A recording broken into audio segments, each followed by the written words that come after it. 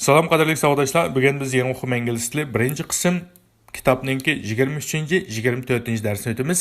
23-24 darsdagi mazmunlar 21-22 darsdagi mazmunlar bilan asosan o'xshab qoldi. Shuningki davomiy deyishki bo'ldi. Darsda iltabir. 23-darsning so'zliklari. Birinchi so'zning birinchi tovushi qarsak nima ekan? Aka.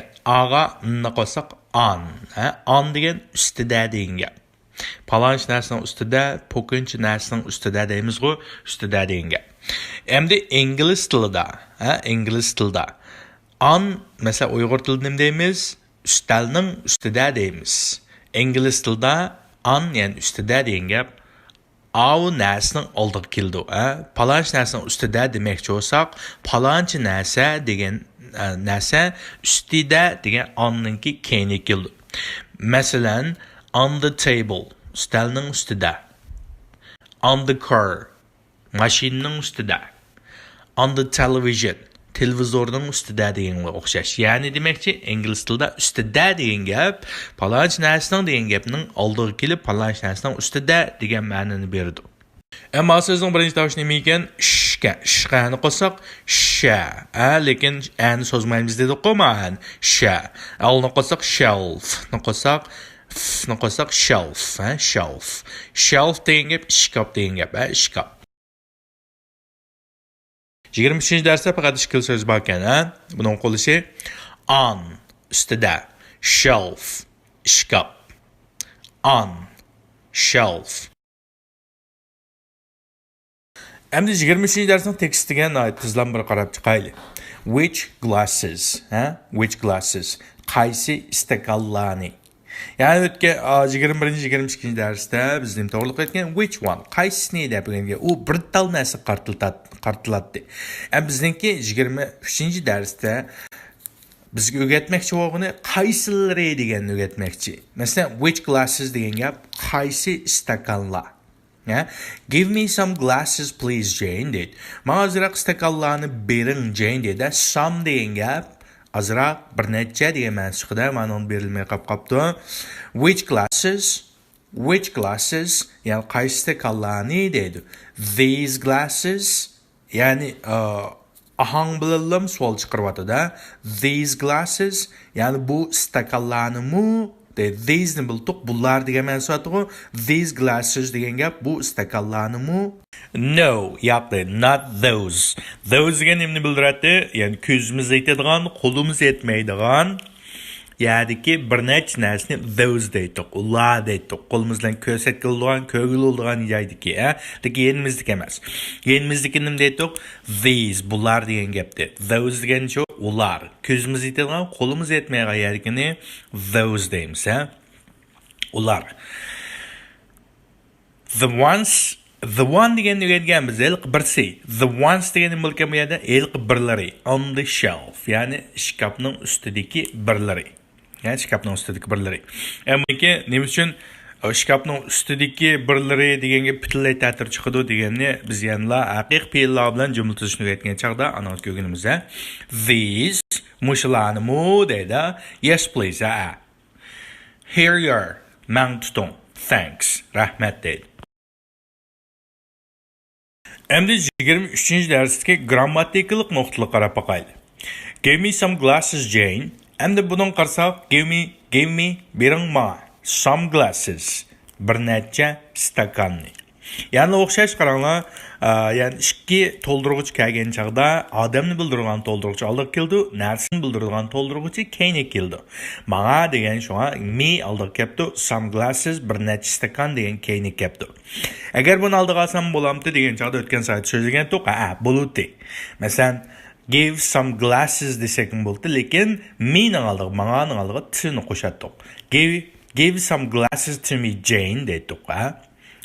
Buni o'tgan saytda so'zlab bo'lgan, ikki to'ldiruvchi kelsa, odam bildirgan to'ldiruvchi oldiga keldi, narsani bildirgan to'ldiruvchi nima keldi do'q?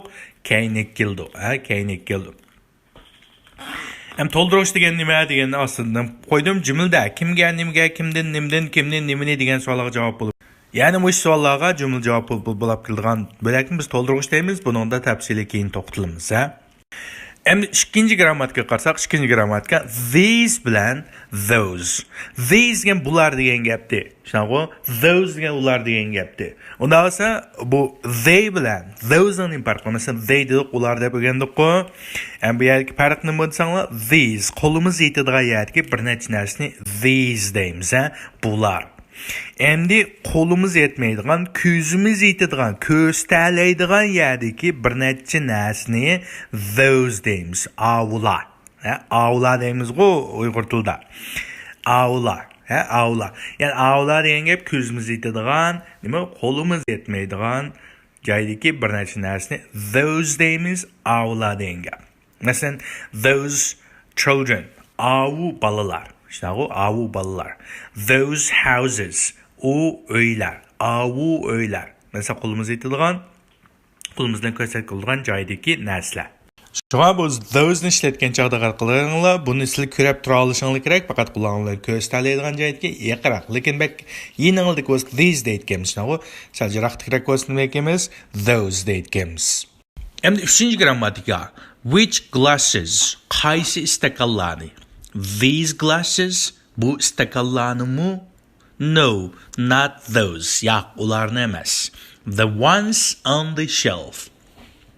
Okay, the one deganni biz o'rgangan, the red one deb o'rgangan qo'yaylik, qizil bo'lsin. Hamda the ones, yiliqi birlarini on the shelf. Ya'ni nimning ustidagi shkafning ustidagi birlarini. The ones deganga baliq birlari deganga mansubida Uyg'ur tilida. Endi Uyg'ur tilida birlari deb mujmaymiz. The ones on the shelf degan gap ustalning, ya'ni shkafning ustidagilarini degan gap. Endi on the shelf degan gap nima uchun ones, ya'ni u ismning keyingi kelib qoldi degan nimani biz yana keyin tushuntiramiz. Ya'ni haqiqiy nim bilan fe'l bilan biz jumla tuzishni o'rgatgan chog'da qoidadan tushuntiramiz. These bularnimi deydi anankina. Endi this one degan, ya'ni deb bo'lsak, this one degan bu birsi. Bir tal narsani ko'rsatadi. These ones bo'lsa, bu birlari, bu bir nechalar, ya'ni bu bir tal narsa emas, endi bir necha narsani ko'rsatadi. Shunga the ones degan gap, ya'ni bir nechalar, ilqi bir nechalar on the shelf, ya'ni nimaning ustidagi, shkafning ustidagi bir nechalarni degan gap, Buningda biz ya'ni tafsili to'xtalamiz keyin. Endi keyin grammatikaga qarasak, aksi manda bir gapni qiladi. No, not those. Ular emas. The ones on the shelf. Ya'ni shkafning ustidagi birlarini.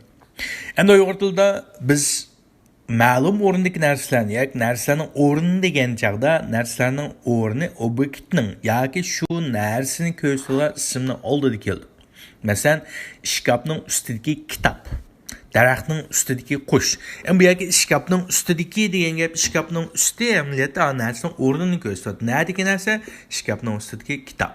Nerdagi qush? Daraxtning ustidagi qush. Ya'ni Uyg'ur tilida nerda kelyapti bu? Ya'ni narsaning o'rni oldida kelyapti. Shunaqa, daraxtning ustidagi qush, shkafning ustidagi kitob deyapman. Endi ingliz tilida zodi buni qanday deyman? Ya'ni inglizlar bu ta'tir keldi. Ya'ni ilk kitob, the book on the shelf. On the shelf ni ta'tir qilyapti. On the shelf. Ya'ni shelf degan shkaf degan gap. Shkafning usti degan ekamiz on the shelf. Shkafning usti deganni shelf on demaydi ekanmiz.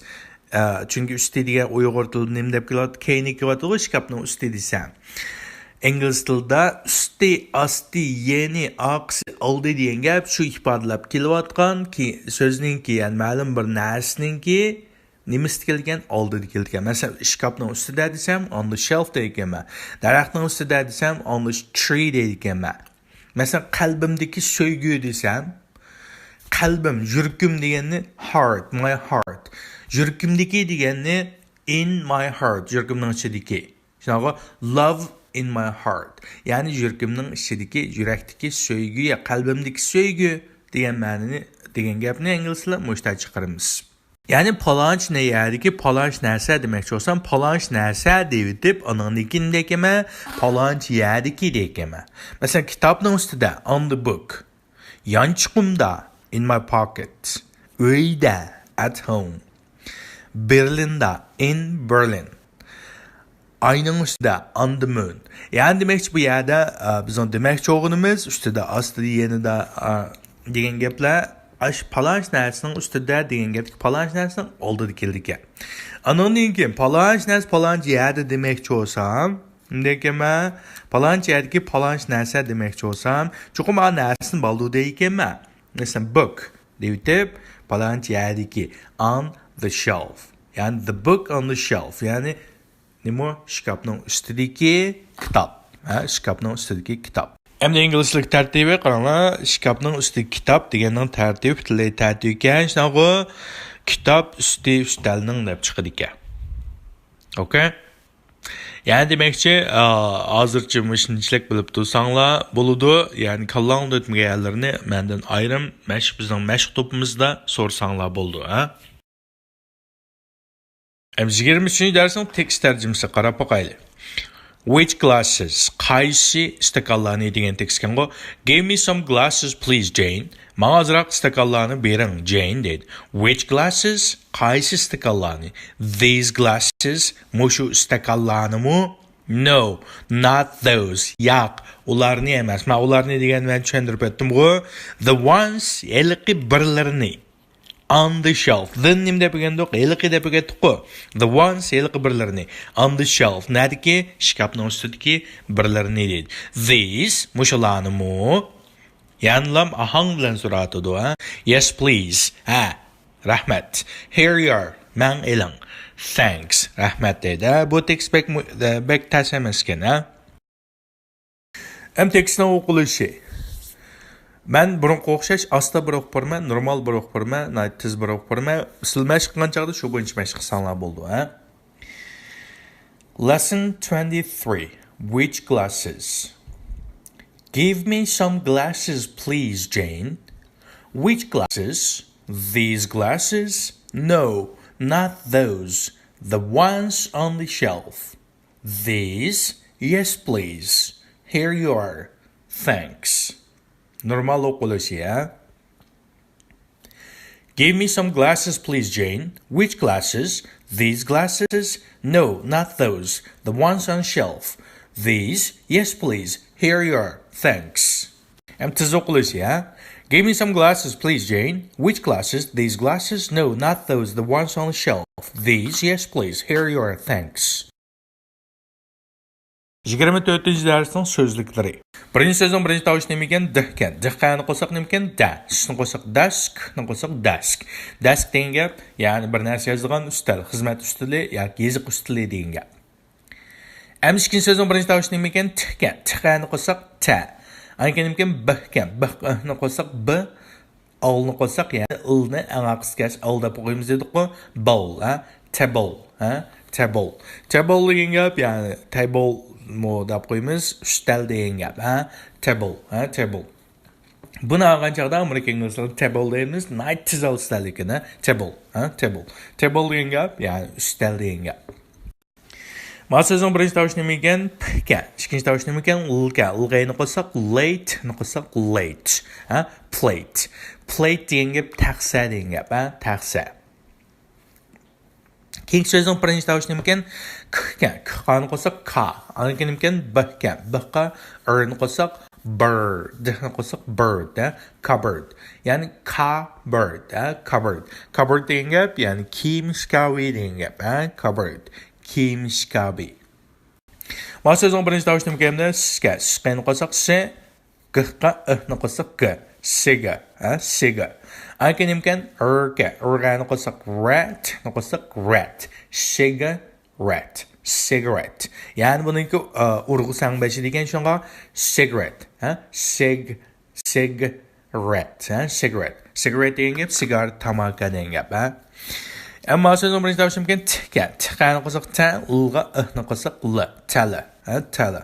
Anki nima ekan? V-ga. V-ga ni qo'shsak v, j-ga ni qo'shsak j, ni qo'shsak jin. Vision, ha?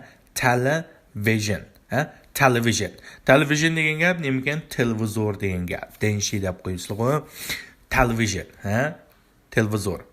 So'zning birinchi tavsimikan fkan. Fqa bundan keyingisimkan lga. Lg'oni qolsaq lo, rni qolsaq lor. Floor. Floor. Floor degan gap, ya'ni pol. Pol. Ikkinchi ma'nosi ham qavat degan ma'no chiqadi. Ikkinchi qavatdagi qavat degan ma'no chiqadi. Floor. Pol. Birinchi qilib qo'l bo'ldi. Bizsa or deb, ya'ni amerikaliklarning atma emas, eshakma emas, o bilan o'tirishga oson bo'ldi yoki angliyacha or deb oson, floor desan bo'ldi yoki floor, or chiqasan bo'ldi, or chiqasan bo'ldi. Keyingi so'zning birinchi tovushi nima ekan? Dressing. Dressing qo'shaq dress, yani qo'shaq sen, qo'shaq sing, dressing. Buni bugun bo'lgan dress degan uzun ko'ylak degan ma'no chiqadi, dressing. Ko'ylak kiydigan. Table. Table, ya'ni table, ustal. Ya'ni ko'ylak kiydigan ustal, ya'ni grim qildigan ustal degan gap, Dressing table, dressing table, grim ustuli. Dressing table, ya'ni grim ustuli. Ma so'zning birinchi tovushi ekan, mg'ani qo'shaq ma, g'ni qo'shaq g, zg'a, i'ni qo'shaq zi, ni qo'shaq zin. Ma, g, zin. Undan sonra urg'an başı deyken z'diki i'ni so'z ekanmiz. Magazine, magazine. Yani keyin chiqib ketish kerak, magazine. Magazine degan gap jurnal degan gap, jurnal. Ama so'zning birinchi tovushi ekan bihkam. Bihqani qo'shaq ba, dihni qo'shaq bad, Bad degan gap, ma'ani so'zmaysizlar, bad. Bad degan karvat degan gap, karvat. 24-darsning so'zliklarini o'qilishi. Desk. Xizmat ustuli. Table. Ustal. Plate. Taxsa. Cupboard. Kiyim ishkobi. Cigarette. Sigar. Tamaka. Television. Televizor. Floor. Pole. Dressing table. Grim ustuli. Magazine. Journal. Bat. Karvat. Desk. Table. Plate. Cupboard. Cigarette, television, floor, dressing table, magazine, bed. Endi 24-darsning tekstga qarsak, tekstda nim to'g'ri qo'ygan ekanmiz. Give me, menga bering, give him, uningga bering, give her, u qizga bering, give us, bizga bering, give them, ularga bering, some. Some degan bir necha degan ma'no chiqadi. Bir necha tal, azroq degan ma'no chiqadi. Some. Bir necha tal bir narsa bering degan tekstga o'tgan soatlik tekstimiz nimda? Give me one. Give her one. Palonchi bir tal mana narsa bering. Give me a, yani bir tal narsa bering degan tekstga, ma tekstda give me, give her, give us, give them some bir necha bir narsa bering degan tekstga. O'tganga o'xshaydi. Buningda faqat biz nima degan ekanmiz? Ismlarning ko'plik qo'shilganligi, o'qilishi, yozilishi deganlarni bakroq, ya'ni muhim nuqta sifatida bizga yetkazadigan dars. Men bir qatimni aytadigan o'qirma, siz bu shu bo'yicha ko'plab mashq qilishingiz kerak, Birinchi qaranglar. Give me some pens. Men bir necha qalam bering. Which ones? Qaysilarini? The ones birlarini on the desk, ya'ni stolning ustidagilarini. Give her some ties. Uning bir necha galostik bering. Which ones? Qaysilarini? The ones on the chair. O'rindiqning ustidagilarini. Give him some spoons. U erga azroq nima qo'shiqlarni bering. Which ones? Qaysilarini?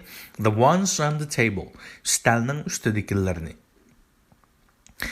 Give me some pens. Which ones? The ones on the desk. Give me some ties. Which ones? The ones on the chair. Give him some spoons. Which ones? The ones on the table. 4-5-6 rasm qaraylar. Give us some plates. Bizga bir nechta tal taxsi bering. Which ones? Qaysilarini? The ones on the cupboard. Yani kiyim shkafining ustidagilarini. Give them some cigarettes. Give them some cigarettes. Ularga azroq tamaki bering. Which ones? Qaysilarini? The ones on the television. Televizorning ustidagilarini. Give me some boxes. Menga bir necha eshik bering. Which ones? Qaysilarini? The ones on the floor. Polning ustidagilarini. Give us some plates. Which ones? The ones on the cupboard. Give them some cigarettes. Which ones? The ones on the television. Give me some boxes. Which ones? The ones on the floor. Endi 7, 8, 9 qarab baxsaq, Give me some bottles. Mang bir necha potlik bering. Which ones? Qaysilarini? The ones on the dressing table. Girim stilining ustidagilarni. Give her some books. O qizga azroq kitob bering. Which ones? Qaysilarini? The ones on the shelf. Ustalning ustidagilarni. Give him some magazine. O qizga bir necha jurnal bering. Which ones? Qaysilarini? The ones on the bed. Karvatning ustidagilarni. Give me some bottles. Which ones? The ones on the dressing table. Give her some books. Which ones? The ones on the shelf. Give him some magazine. Which ones? The ones on the bed. Give them some newspapers. Give them some newspapers. Ulunga bir necha nima gazet bering. Which ones? Qaysilarini? The ones on the stereo. Yangratqining ustidagilarni. Give them some newspapers. Which ones? The ones on the stereo. Qadrli savodashlar, mushtung bilan bizningki 23-ci, 24-ci darsimiz musha oxirlashdi. Bu dars asosiy so'zlari nima ekan? Qaysilari degan asosiy so'zlabdi. Qaysilari chunki biz oldingi saytlik 21-ci, 22-ci darsda qaysini deb bir tal narsani o'rgangan. Endi bu tekstda asos qo'ygan edimizmi? Qaysilarini. Endi qaysilarini bo'lgandan keyin bu tekstni nima ismlarning ko'pligi chiqadi. Ismlarning ko'pligini yasash va o'qish usul mavjud bo'lgan. Agar kallanal taqini qo'ymaganlar, qaytadan bir qarab chiqsanglar bo'ldi. Ismlar qanday ko'pligi, ismlarning ko'pligi qanday yasaldi, ham qanday o'qildi degan yani. Shuning bilan bizniki 23-ci, 24-ci darsimiz oxirlashdi.